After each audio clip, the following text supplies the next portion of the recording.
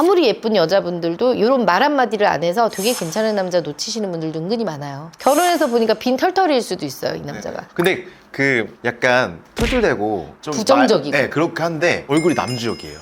그 보고만 있어도 기분 좋아져. 지금 10 몇 년간 이 일을 하셨는데 요즘 그 혼인율이 줄어든다는 거 실제로 체감하시나요? 사실은 솔직히 저는 이 일을 하면서 혼인율이 줄어든다는 생각은 체감은 못하고 있어요.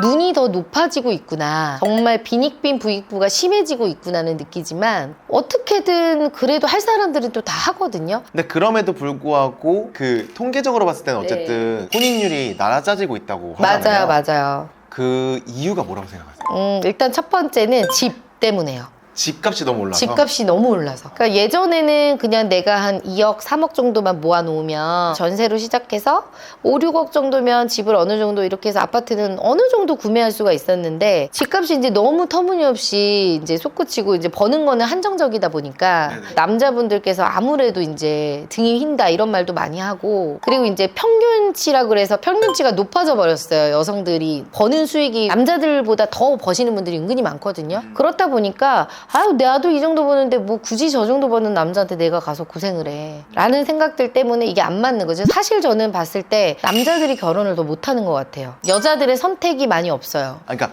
결혼을 선택하지 않는 여성들이 늘어난다는 그렇죠. 거죠. 그러니까 예전에는 나도 이 정도 버니까 그래 맞춰서 살면 돼 이게 있었는데, 여자분들이 경제적으로 능력 있는 여자분들이 많다 보니까 어찌 보면 성에 안 차는 거지. 그럴 바에 내가 굳이 가서 육아하고 뭐 시댁 눈치 보고 이럴 필요 없이 그냥 나 혼자 내가 벌어서 쓰련다 연애나 하면서, 이런 여성들이 많아지다 보니까 조금 내가 수익이 좀 낮거나 연애 경험이 좀 부족하거나 어떻게 만나야 될지 모르는 남자들은 점점점 이제 작아지게 돼 있죠. 그것도 있는 것 같아요. 평균 올려치기.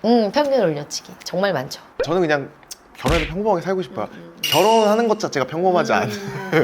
평범하게 신혼집, 서울에 신혼집 해서 평범하게 살고 싶어요 라는 그게 평균이 아니잖아요. 평균이 너무 높아졌고. 너무 높아져 버린 거죠.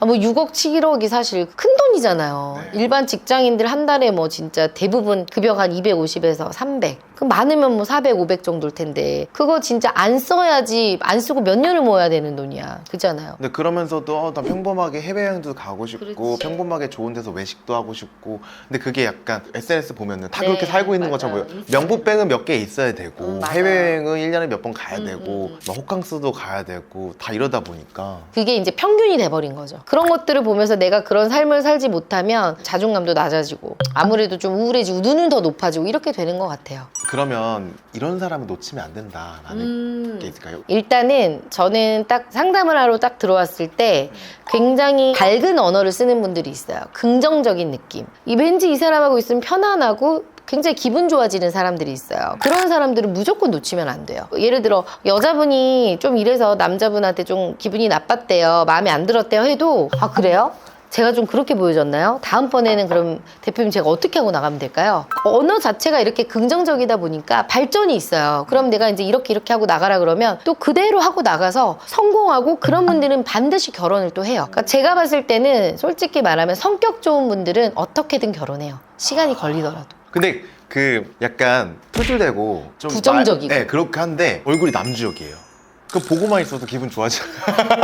근데 우리 그런 분 있었잖아요. 되게 잘생겼어. 막 진짜 주진모 씨처럼 잘생기고 정말 멋있는데 입만 열면 깨는 남성분도 있어요. 좀 고급스럽지 못한 거. 그러니까 뭐 약간 건들건들하는 거 있잖아. 아니야. 약간 양아치 같은 느낌의. 외모만 봤다가는 이제 좋았는데 항상 그분이 문제가 되는 거 말투, 행동 이런 것 때문에 아직도 혼자 계세요. 그래서 말을 이쁘게 하고 밝은 사람은 무조건 놓치시면 안 됩니다. 밝은 사람. 밝은 사람.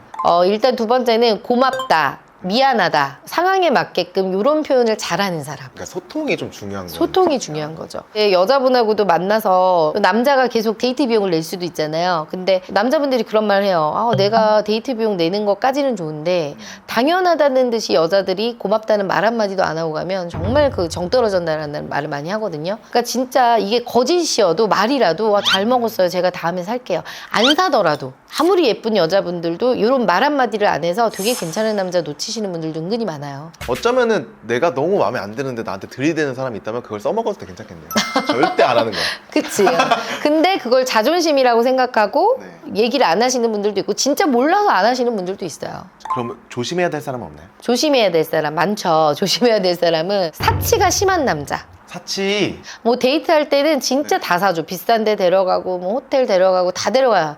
근데 알고 봤더니 다 빚으로 해. 결혼해서 보니까 빈 털털일 수도 있어요, 이 남자가. 네네. 그래서 이제 겉만 모습만 보고 나한테 돈을 잘 쓴다고 생각해서 단순하게 그것만 보고 결혼하셨다가 낭패 보시는 여성분들도 저는 은근히 꽤 많이 봤고요. 근데 그걸 어떻게 구별하죠? 내가 딱 봤을 때 이 남자 버는 수익을 알아. 뭐 일반 회사 다닌다고 하면 한 달에 뭐 한 300에서 400 정도 버는 것 같은데 여기에서 넘는 수준의 차를 타고 다닌다거나 좀 지나치게 명품 소비하는 남자들. 나한테 돈을 많이 쓴다고 해서 좋은 게 절대 아니거든요. 그런 것 때문에 되게 부유해보고 이래서 그런 사람들한테 이렇게 막 끌리는 사람들도 있을 거예요. 있죠. 그러니까 그런 분들은 이제 사회 초년생 여성분들 조심하셔야 조심해야 되고. 돼요. 차가 다가 아니에요. 차가 다가 아니에요. 그리고 네.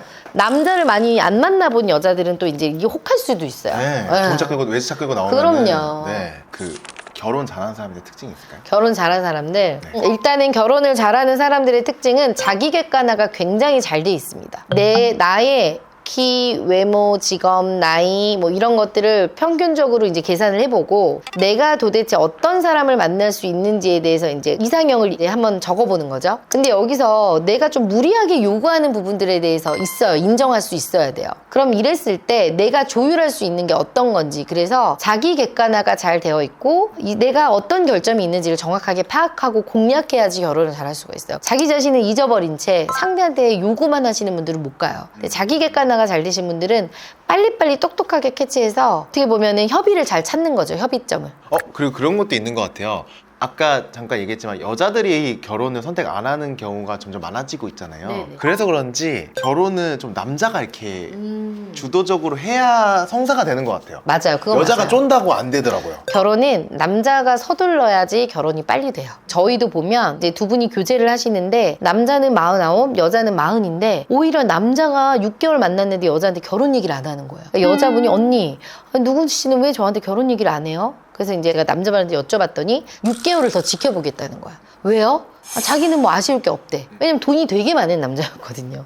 강남에 건물이 있는 남성분이었어요. 근데 10살 차이가 가까이 나는데도 여자분이 더 좀 재촉을 하더라고요. 그래서 제가 이제 남자분한테 얘기를 했지. 지금 만나시는 여자분하고 빨리 결론을 지어야 이분도 다른 남자를 만날 수 있다. 이분 다른 남자들도 소개해줘야 된다 했더니 한 일주일 고민해보시고 결혼하겠습니다. 제가 선택하지 않으면 후회할 것 같네요. 그러니까 이제 목에 딱 칼이 들어오니까 그때서야 이제 딱 선택을 하더라고요. 그만큼 남자들이 나이가 더 들면 들수록 남자들이 덜 급한 것 같아요. 현실적으로는 제가 봤을 때 결혼은 남자가 서둘러야지 조금 더 빨리 진행되는 것 같아요.